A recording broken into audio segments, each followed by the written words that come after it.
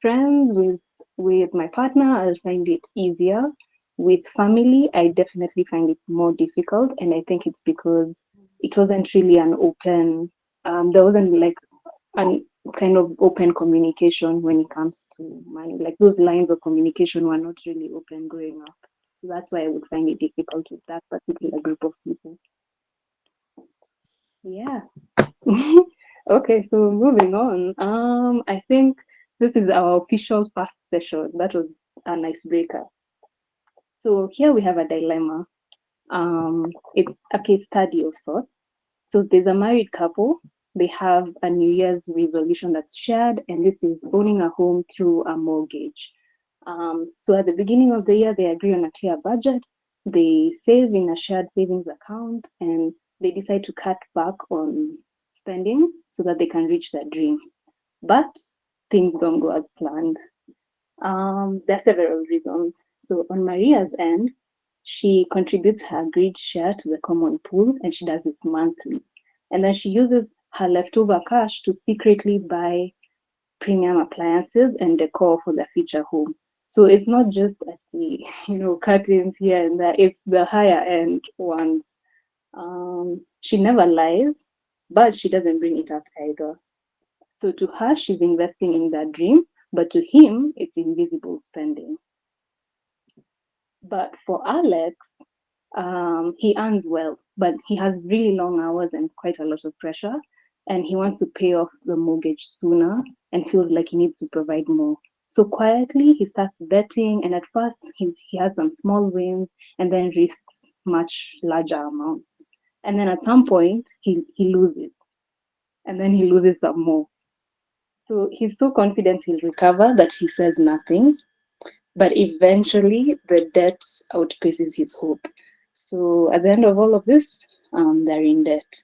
So my question to you, my dear co-host, is what would you do if you were them in this current financial position?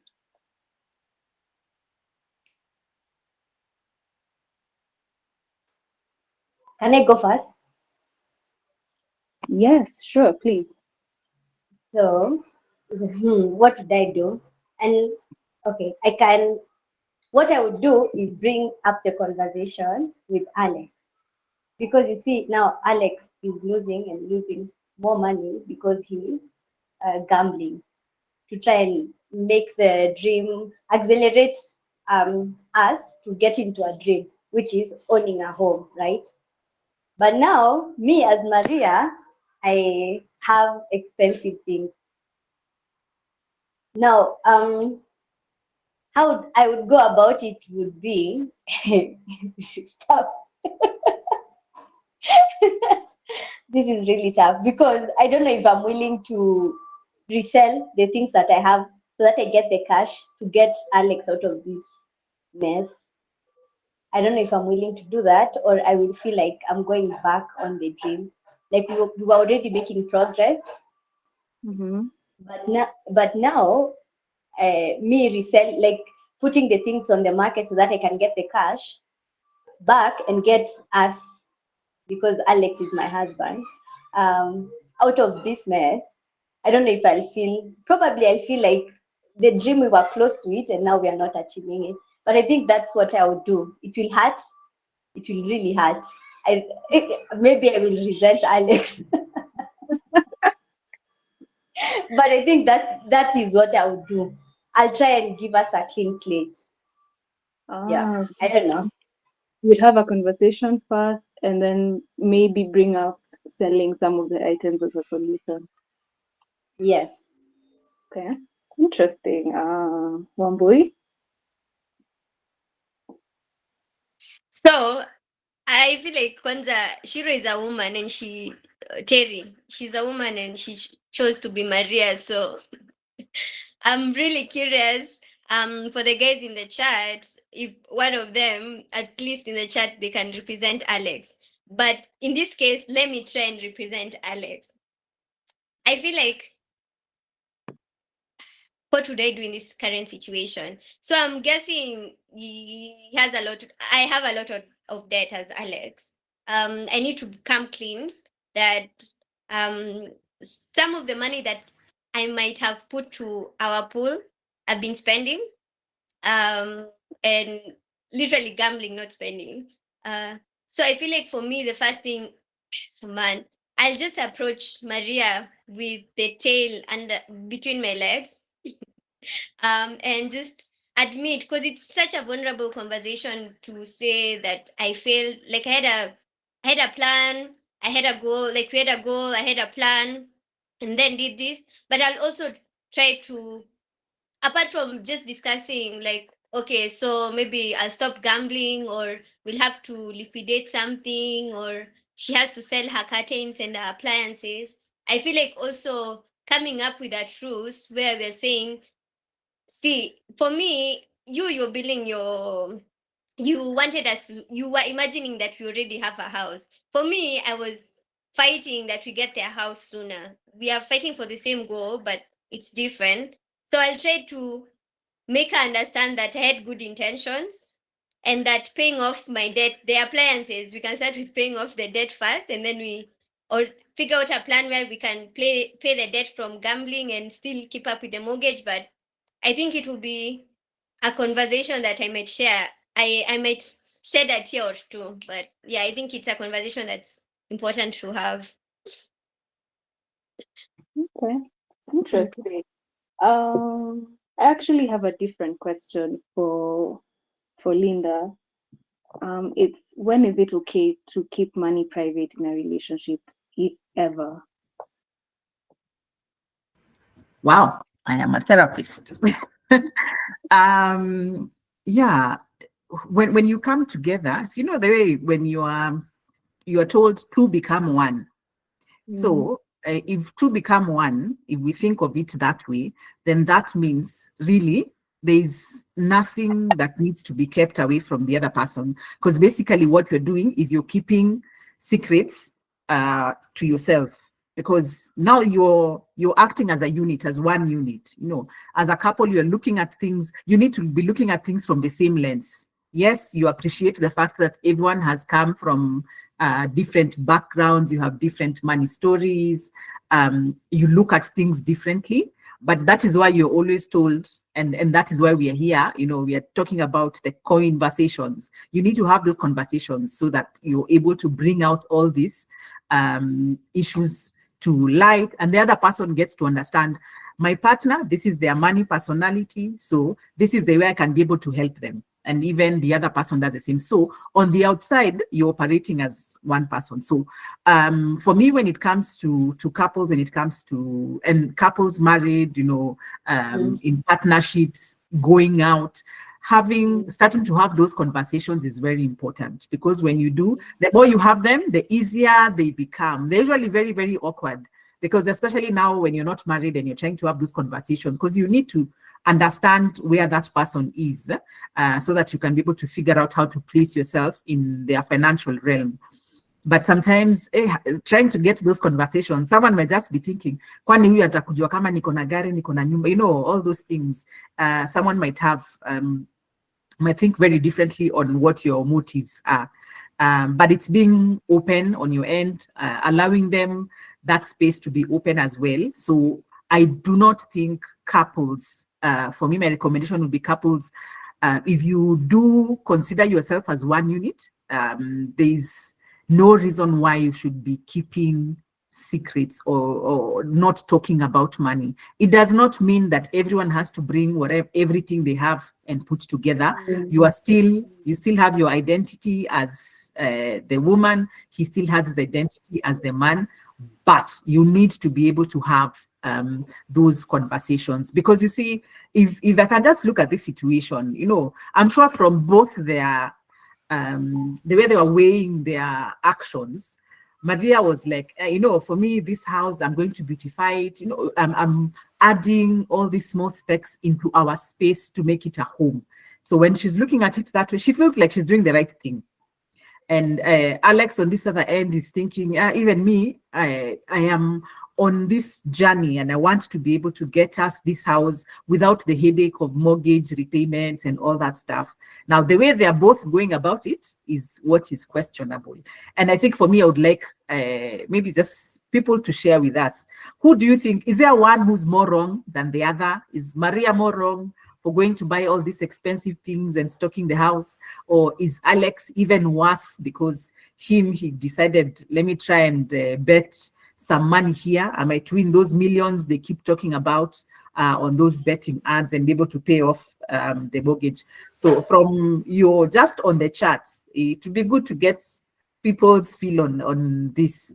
Who do you think is more wrong? Then maybe we can have a look at that. But if I can just look, Maria, yeah, had talked about maybe selling the items. Of course, you have to realize you will sell, but the fact that you have already gone with the items to your place you've used, you will not get the same value that you had spent for them. So be ready for that. That's also like another financial shock, because if you had spent 1 million, if you keep track of your expenses and maybe you had said, yeah, I've spent about 1 million shillings to furnish this house, and now you're trying to sell those expensive stuff that you are likely maybe to get, if you are lucky, half of what you had used. So even if it's going into the pool of trying to help you recover from this situation, remember, you're already 50% down. So that's a financial shock. Then now the steps for me, what I would recommend, because I work a lot with families, the steps I would recommend, one is just to be able now to get to understand where are we now, because there'll be like a lot of push and shove, like, oh, now you did this, you spent this, if only you had put that money here and what. But the fact that Alex was betting, Maria was buying all this stuff, means they had not even truly had a conversation on exactly how much they have. Because if we are truly honest, if you're not keeping anything, then Alex would have known that Maria has some discretionary income funds that she's able now to start buying all these things. Akiona hiyo double door fridge kwa nyumba, akifungua, and he's getting cool water. Now there are even those ones where you can tap and the screen does things. When he's busy enjoying these things, you want to tell me he was not trying to figure out, hii pesa imetoka wapi? Ukweli tu, yeah? And so it's just those small things. So it's being honest. Let's figure out where are we currently in our finances as a unit. Where are we? Then now from there, figure out, okay, so what do we have? What's our situation? How deep are we in debt in terms of the betting? And then now figure out, okay, so we have the betting, we still have the mortgage, we still have all the other expenses. If they have children, then that means it's even more and more expenses. So they have to have like they have to sit down now and start figuring out where, okay, let's list all these expenses and all these debts. And then now from here, be very honest. We have to, at times, maybe even just bring in someone to be able to help us evaluate where we are and chart the way forward. But ningependa kujua watu wanafikiriaje, who is more, and maybe even if you are in their situation, what would you do? Who do you think was less wrong, for lack of better words? Or more Yeah, right? I have a contradictory opinion. I feel like, sometimes it's okay to keep money private in a relationship. So hear me out. So we are coming from different backgrounds. We have different relationship with money. It's not easy to change someone's mindset about money, how they're spending, the budget. Like, basically, money management. You can't change it unless someone maybe equips themselves with the skills and actually no here, like, it's not like we are saving for a house, like how we saving. If we save faster, this is how much time we're reducing, like that. Like, you need to be literate financially. That said, why would I think keeping money in private to be so? I'm thinking for Maria, because I have seen myself, I've taken Maria's position in life in a different way. But now, instead of buying expensive things, it's just stashing huge amount of money away and pretending that I don't have. So imagine, like, in this, let's reimagine the scenario. So Maria, instead of buying the double door, whatever, she has a secret account where she's stashing all this money for the expensive things, but she's not telling Alex. You know what?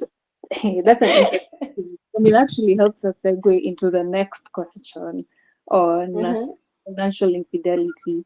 But before that, actually, Can one I way had. just say something? Mm. I just want Let me to. tell Maria, we have something called unclaimed financial assets. Yeah. And at unclaimed That's if I financial die. assets, yes, there is about 65 billion. Maybe now it has reached 70 billion. Do you know 70 billion? Not million, 70 B. 65B to 70B. And do you know why they have that money there? For Because us, of people like me. yes, who say, "Oh, let me just stash it somewhere. I will not tell him anyway. At the end of it, it's for our benefits." The fact that he doesn't know, you are not sharing, you, God forbid, you walk out there in your very nice, sleek Mercedes, a truck comes and peters with you. No one knows where this money is. No one knows. Mm. He doesn't even know that this money existed. So all these millions that you have been stashing away for the family remain in limbo. So since he doesn't know who to follow up with. And do you know what happens after that? That money is now relinquished to the state. If no one claims it, it is sitting there. That is why there's 65B. Now, that was as at 2024, last year. Now I'm sure it's at 70 billion. Thank you. Ooh. 75.6 billion. Guys, yeah? So it is fine to start. I understand there's a bit where you talk about the personality of someone. So you know how they are. So that is why you put structures in place. I will save, but we will save in a space where you cannot remove that money to go gamble without my permission. But you know where it is. If anything happens to me, you know how to access. And if that money is supposed to be for our children, then we have put structures in place that even if I go or you go, that money will be for the benefit of our kids and not us. So please, tuacha kupatia serikali pesa, tukifikiria, we are helping the we are helping the family. Hmm? Yeah. Because now your kids never get to benefit because no one knows. Yes. Yeah, the state is there with money and your kids are suffering. And these are real life situations. Like when I was in corporate, I've seen it happening. Guys have a lot, they've amassed a lot in assets. They have not shared with their family members because they think, they will squander it. And then what happens? Two scenarios. Either if they come to get to know of it after your death, you had not equipped them to figure out how to be able to grow those assets. They take that money, they spend it within something that you have built over the years, within maybe even 1 year at most, they have finished, all of it is gone. Or they do not know how to trace this money. The government is in a government bado na kutax. So, well, guys, tufikirie, food for thought. Yeah, that's a good place So to leave it at. Wambui, do you feel like a relationship can survive when both partners are financially unfaithful in different ways?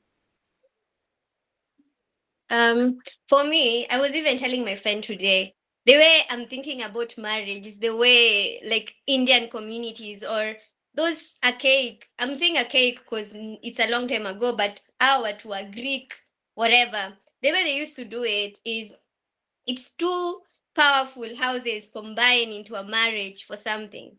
I was listening to a podcast by in Financially Incorrect. I'm hoping people listen to it. And there was an episode by Carol Mosioka, and she was saying the only time the government is involved in love is during marriage. Why? Like signing. The reason why the government is involved in marriage is not because of love, it's because marriage, that paper, it gives you permission to own properties, to do so much financially. That's where the government is involved. So I was thinking, for me, I think in a marriage, financial conversations, it's a must. But also I feel like you need some money where you can play with it, like you don't have to report that ni. I feel like we can have a common goal. That's why somehow I agree with Maria. Like she was contributing to the goal, she was contributing the amount, but she was also having some money aside where she could play with, and she had no obligation to Alex, right? So I feel like as much as we're talking about financial conversations at home and we're building um let me call it generational wealth, because that's the goal, to build generational wealth. I feel like also you should have some money, yeah, yenye nekangwa hapo kwa bra or something, so that you can play, and you don't have to feel like you're asking permission. That's my take. For me, I think a relationship can survive when both parties work were financially unfaithful in different ways. It's not were in the past. If they both want to be now financially faithful to each other, if it's a step they are willing to do together and stay committed, I think they can survive it. But if it's still yo ya kupimiana, I don't think they can survive. I don't think. That's a good parting shot. And there's nobody who wants to tetea Alex. Nobody. Yeah, it's okay. We can go on to the next dilemma of sorts. It's a what would you do situation. So there's a tough, basically, like as we are as of now, it's a tough economic situation for everyone.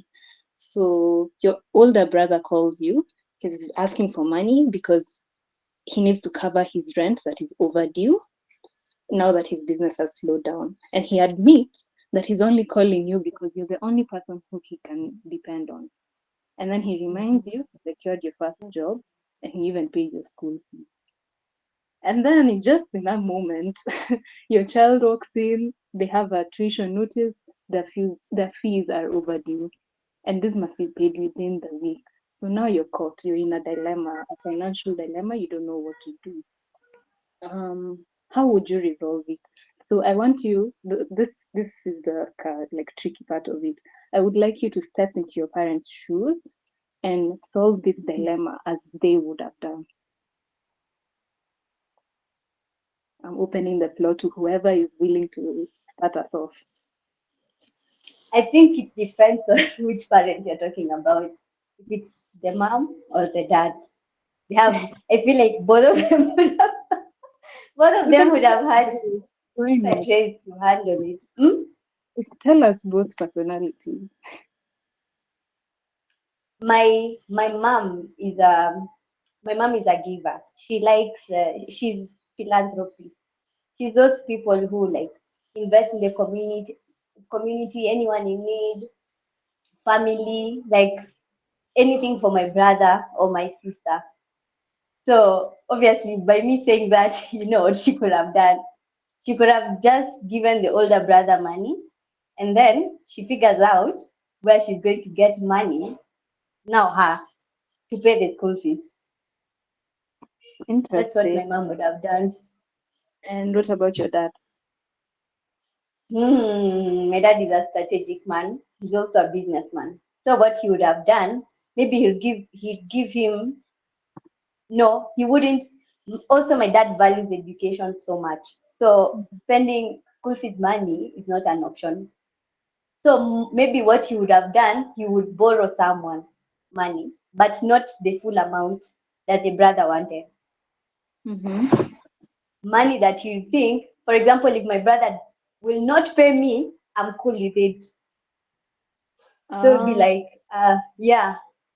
And also he knows that debt he's taken from somewhere, or he's taken maybe from his business or somewhere else. He'll try and figure out how he's going to return it. But if he had set aside money for school fees, mm-hmm. it's for school fees.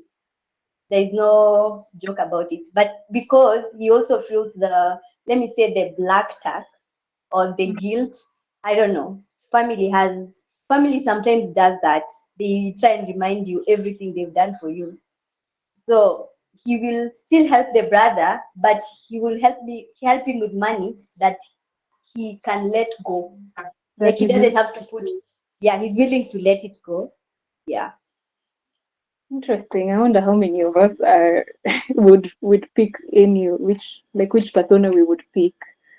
Um, and now I might have stirred the pot a bit, but I want to make it. I want to stir it even more. So, Wamboi, what if this was a recurring situation where the brother is Mhm. usually is known to ask for money when they're in a tough spot, and they keep getting into quote unquote a tough spot often.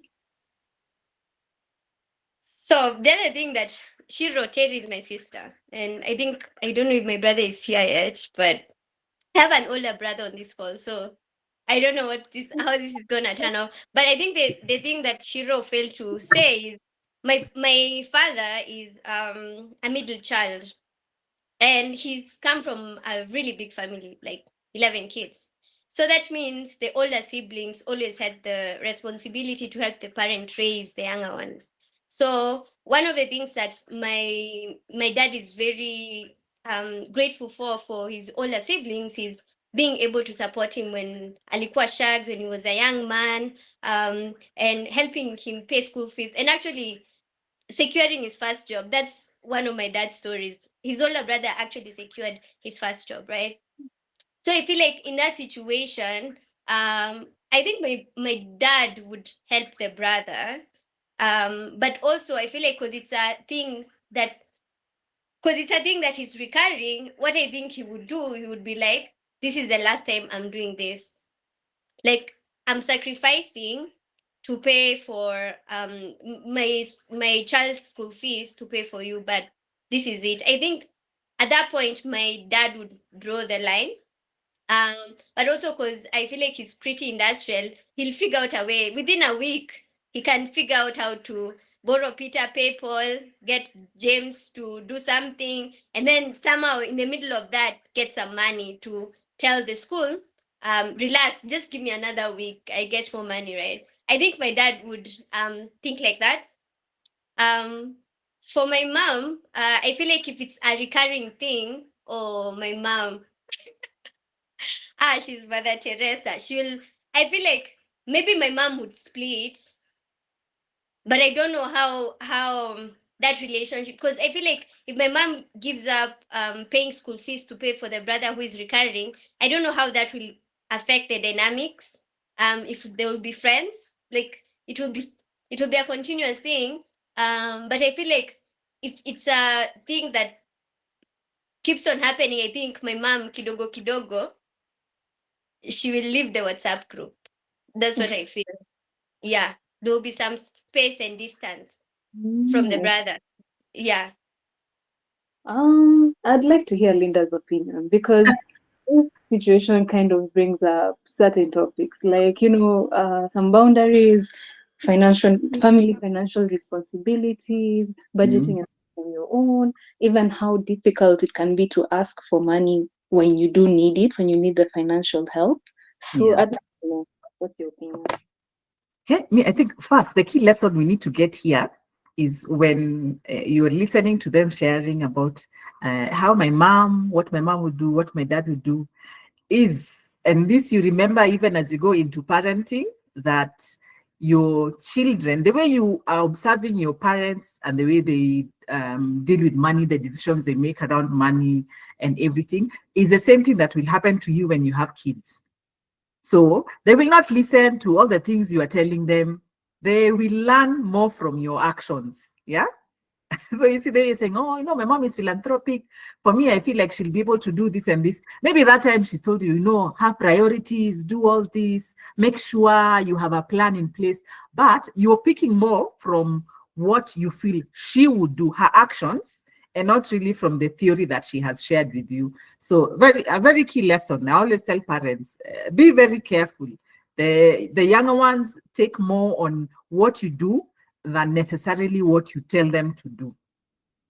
But I feel it's the conversation. From, if I look at it from the point of now, either the father or the mother who's in this situation, you want to help a sibling, but you also have your own obligations here.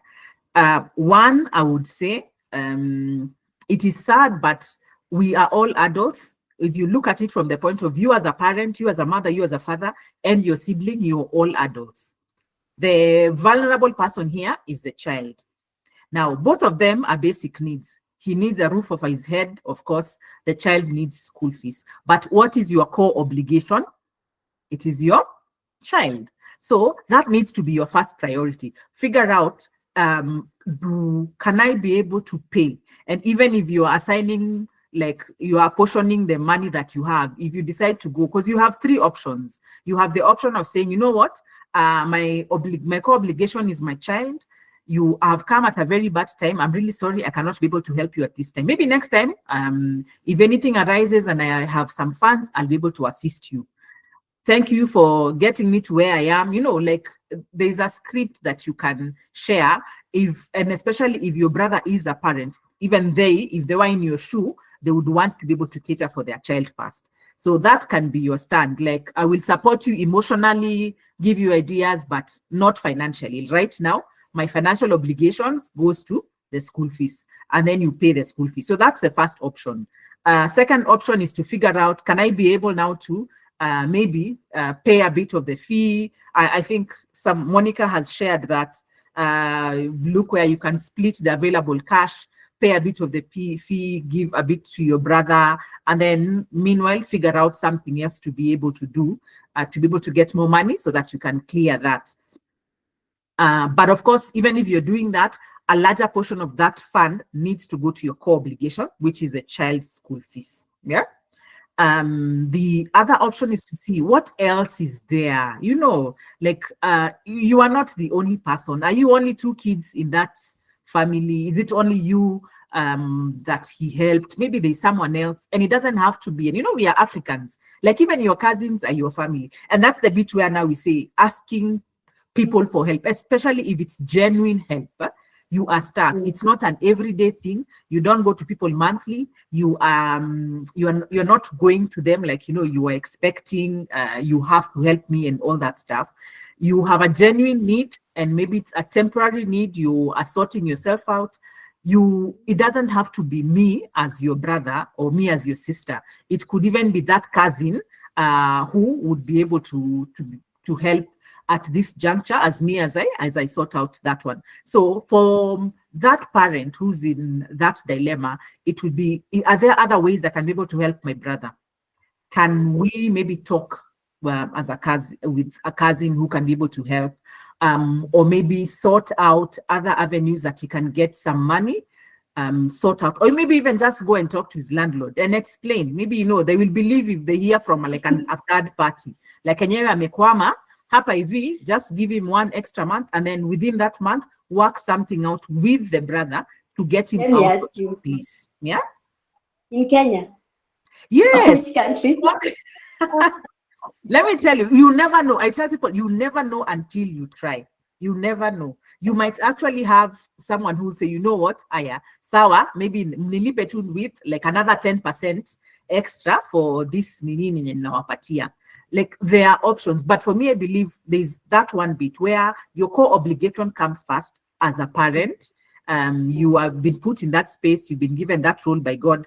Take it very seriously. That comes first. It doesn't mean that you're ignoring this one, but if it's a recurring thing, really think it through. Reduce that, and then as well go into the core of it. Why is it that no, his rent is overdue by that? What happened? Was it his business? When did it start going down? And if it did, why wasn't he talking then? You know, why didn't he open up then? Maybe we would have gotten someone to help, you know, figure out how to bring the business up, or maybe close it and start something else. You know, all these things. And that's the bit. And as a family, if you can be able to come together, if it's something that's going to keep recurring, maybe their business now has gone under, they still have to be able to support themselves. Hata kama amehama ushago, you know, like all these scenarios. Sometimes your business is not performing, then you pack, you and your people, you go to shags. Then you can decide as a family, and this I always happen. You can decide to have like a family pool where everyone will be able to contribute something small, and then it just becomes the basics. I'm not giving you money for you to go and buy new clothes and bounce there in the village in designer clothes. It's for the basics as we try to figure out how to get you back on your feet. But this is the bit where everyone comes together. Everyone needs to come together to help. So there is nothing about feeling shy, discussing the reasons why you got there, because someone in that family network of viewers will be able to help you. It doesn't have to be just one person. So for me, that would be the advice I would give the parent, whether it is the mom and the dad.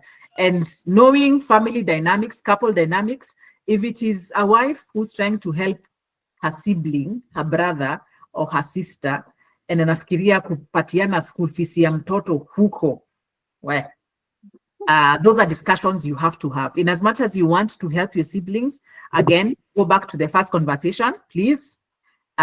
Yes, you can, but let it be a conversation that you are having together. Yeah, to avoid it being now a reason to start having problems in the future. Unaambiwa pesa yetu wewe unapatia tu watu wenyu, you know. I like that you kind of connected the previous one when we were talking about financial fidelity, because I actually didn't realize the brother, the person, the me in the story is I might be married. I like that. But also I want to point out one of the things that's written is admitting his calling only because you are the only person he can depend on. Just think about the last time you called someone because they were your last hope. Remember how desperate you were at that particular moment, and actually telling someone, literally, I feel like when he was saying, I secured your first job and paid your school fees, I feel like for me, it's like he was literally, it's called what, clasping on his last straws. I feel like he was actually trying to make his kids zile za, like, I know, like nilikusaidia, but Remember. remember nilikusaidia, no, please usiniache kwa mataa. So I feel like even in all this situation, I think there's a lot of empathy that comes when you start putting yourself in a situation where your older brother, it can be like 8 years older than you. So I feel like even like an older brother asking for help, yo kujifanya mdogo, it's not an easy thing. And I resonate with you because one of the hardest money conversations that the hardest conversation I find with money is asking for help. Literally, my body even shakes when I'm asking for help. And I think that's why people wait till Again, last minute. yeah?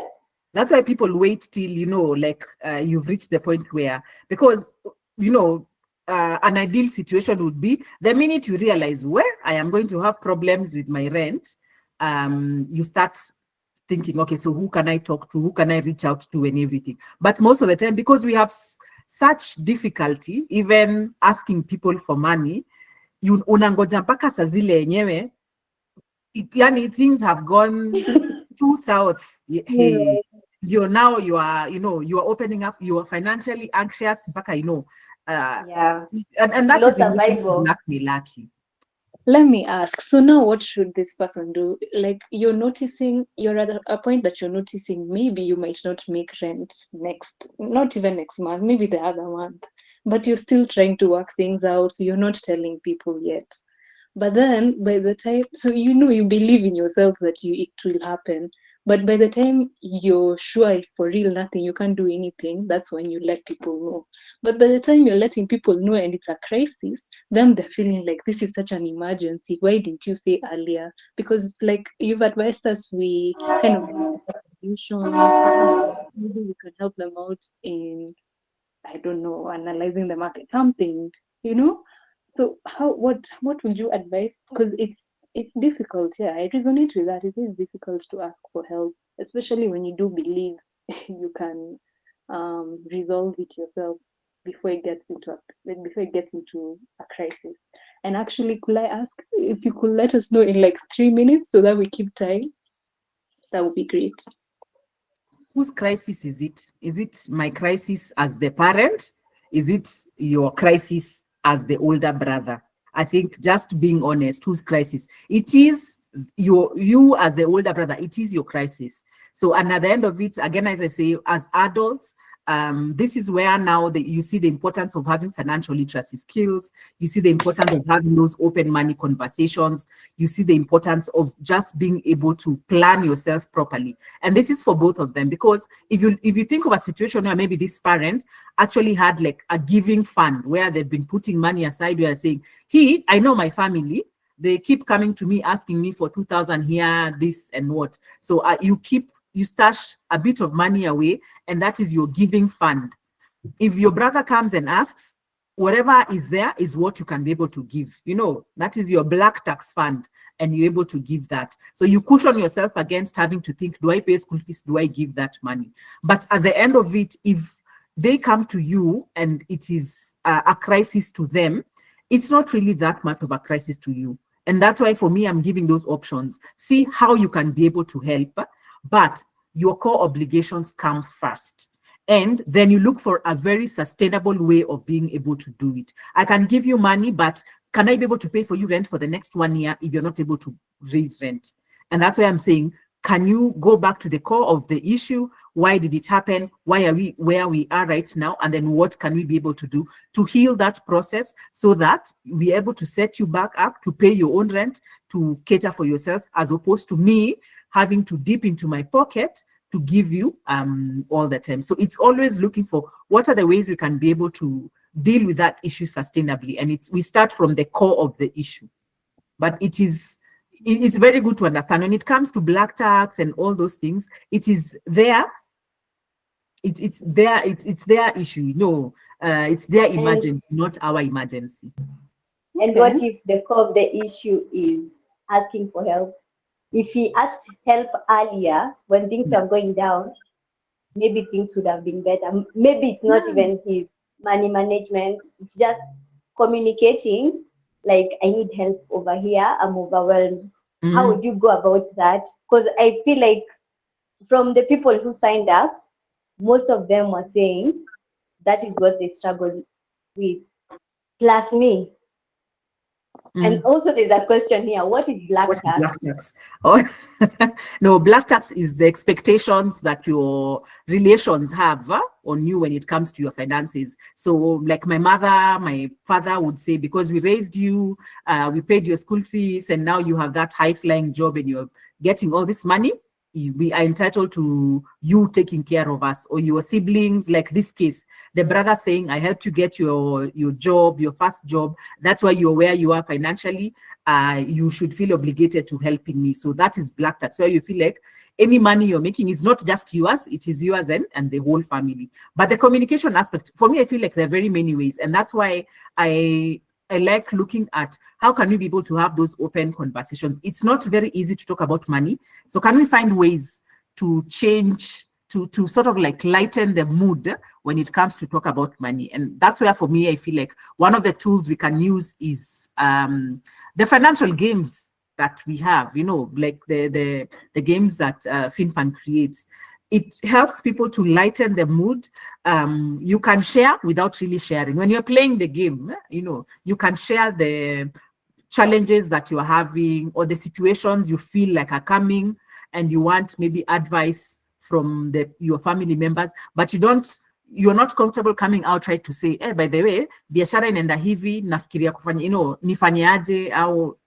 But if you're in a setting which it lightens the mood and helps you to start having those conversations, you can do these ones, the COINversations, the role play, the case study. It doesn't have to be me, it can be someone else. Yes, it's Mali, where now you're sitting there, you're playing Mali, or you're bringing up a conversation. Najua nani, this is the situation he's going through. What would you advise him if he came to you? So that way you start getting insights. But I always say, yes, hard as they may are, and I understand conversations, especially with siblings, with parents are not the easiest to have, but try and find ways, use money to lighten up the mood. And the more you have them, the easier they become.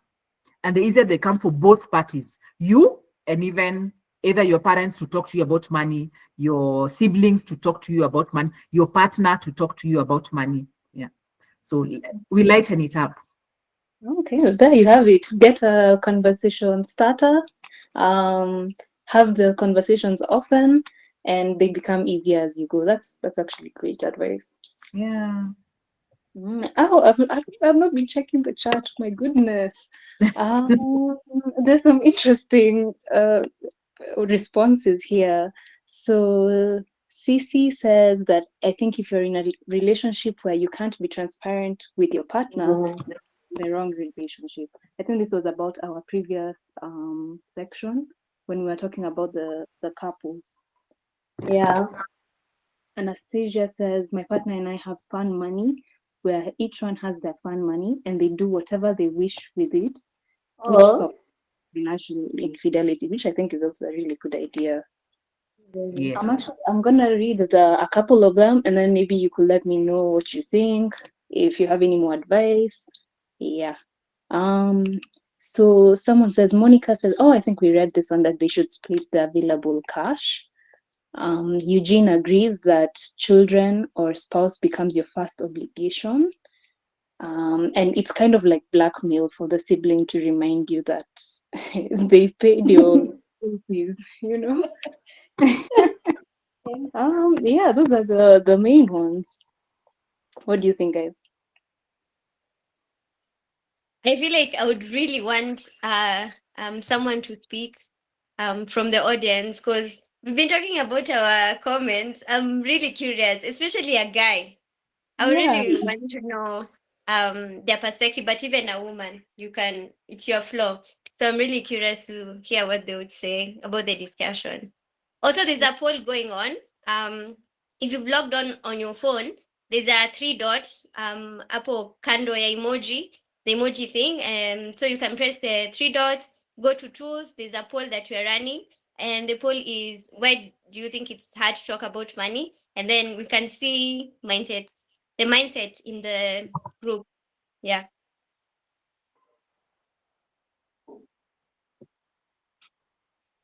interesting. I can see the results coming in, but anyone want to share what they think about the case studies we've gone through today?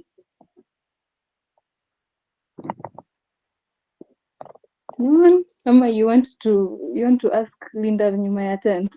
I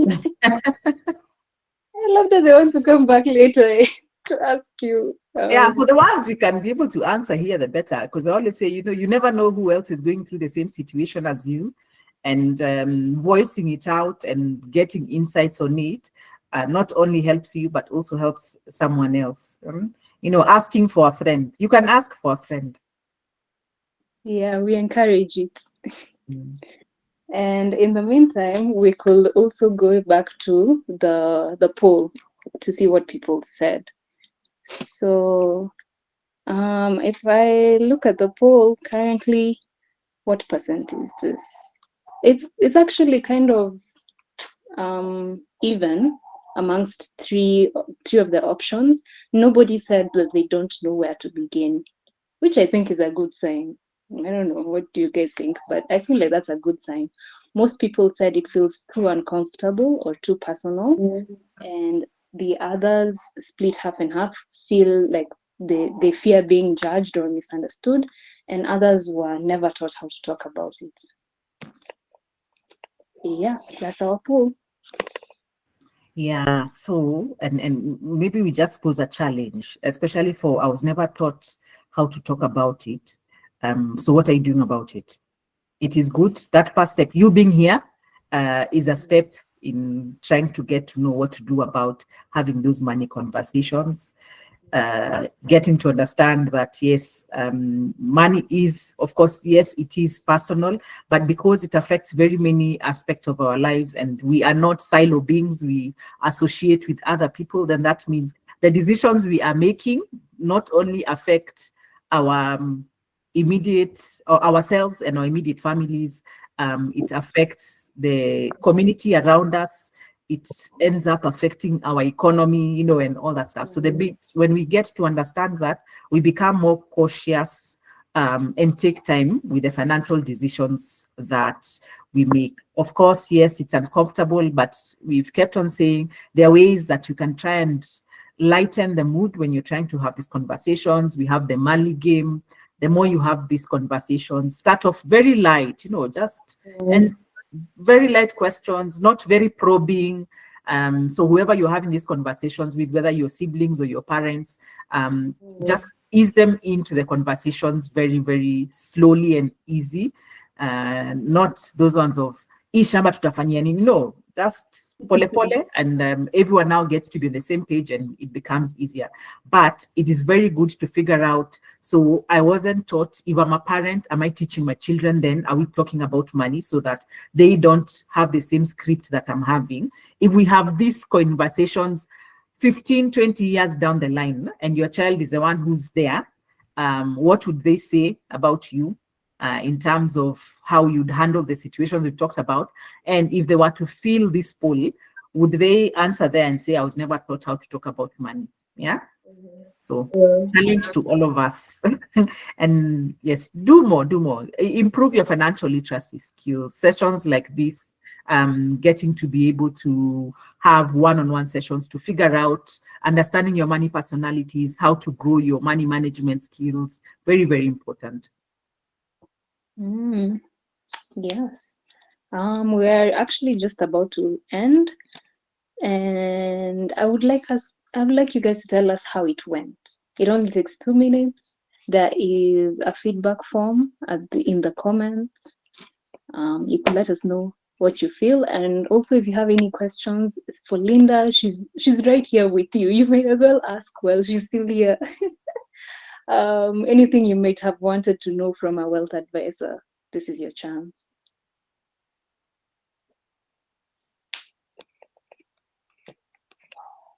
Yeah, even Wambu, you don't have anything you want to know from a wealth advisor?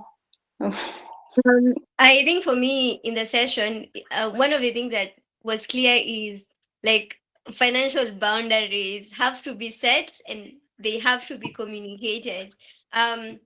Was it something that Linda said about budgeting and spending, and the way like when you're like sometimes even if your friend comes and tells you like you are the only hope, sometimes pesa zenye uko nazo ndo uko nazo, like hauna pesa zingine, so it might be hard to explain like, oh maybe I'm not in the hata mi siko poa nini nini, but I feel like it's important. I was listening to someone, this strategy inaitwa the mattress savings strategy.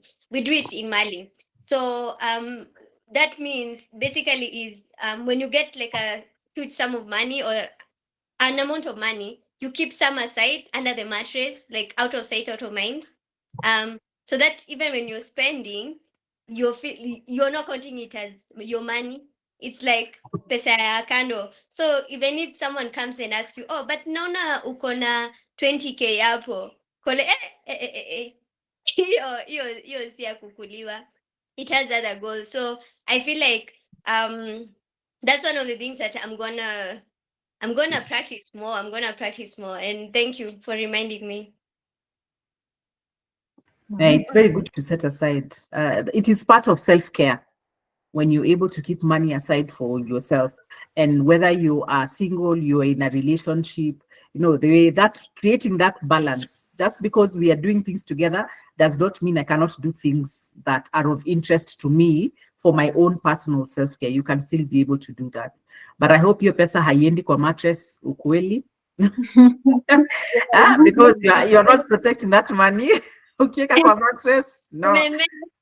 Out of sight, out of mind, I agree. But there are very many options out there that you can be able to put this money where it is locked somewhere, but even that money that you're locking somewhere is making more money for you. That's a whole different conversation that we'll be having. But yes, it's very important. And even getting those boundaries and people, of course, first of in the beginning, they'll be like, when in choyo, nini, nini.